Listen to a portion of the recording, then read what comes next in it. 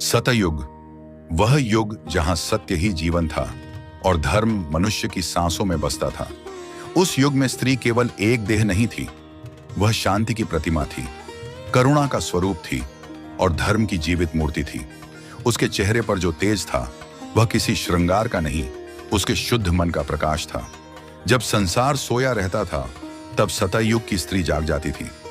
ब्रह्म मुहूर्त में उठकर नदी किनारे खड़े होकर वह सूर्य को नहीं, ईश्वर को नमन करती थी। उसके लिए हर सुबह एक नई साधना थी और हर श्वास ईश्वर का स्मरण। उसके लिए घर कोई बंधन नहीं था, घर एक यज्ञशाला था।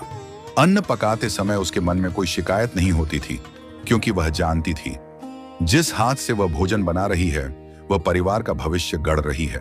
हर कर्म में श्रद्धा थी, हर कार्य में पूजा। सतयुग की स्त्री शब्दों से नहीं, अपने आचरण से सिखाती थी। बच्चे उसके पास बैठकर केवल शिक्षा नहीं, संस्कार पाते थे। उसकी वाणी मधुर थी, पर उसका मौन उससे भी अधिक शक्तिशाली। आज की भाषा में कहें तो उसकी ऊर्जा अत्यंत शुद्ध थी। उसके पास बैठने से मन शांत हो जाता था, क्रोध अपने आप शांत हो जाता था। नकारात्मकता उसके समीप टिक नहीं पाती थी, क्योंकि उसका मन पूर्णतः सात्विक था।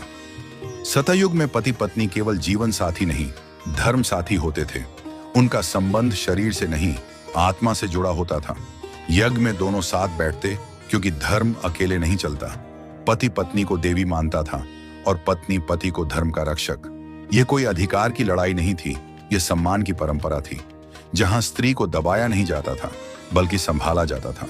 सतयुग की स्त्री केवल घर तक सीमित नहीं थी, वह समाज की आत्मा थी। अतिथि, साधु, गरीब सब उसके लिए समान थे। उसके व्यवहार में कोई भेदभाव नहीं था, क्योंकि उसके लिए सब में वही ईश्वर था। प्रकृति उससे डरती नहीं थी, प्रकृति उससे प्रेम करती थी। पशु पक्षी उसके पास निडर आते थे, क्योंकि उसके मन में कभी हिंसा नहीं थी। मनुष्य और प्रकृति एक दूसरे के शत्रु नहीं, सहचर थे।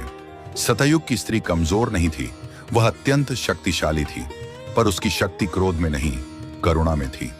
आज जब हम सतयुग को याद करते हैं तो वास्तव में उस स्त्री को याद करते हैं जो स्वयं धर्म थी, जो स्वयं शांति थी और जो स्वयं प्रकाश थी।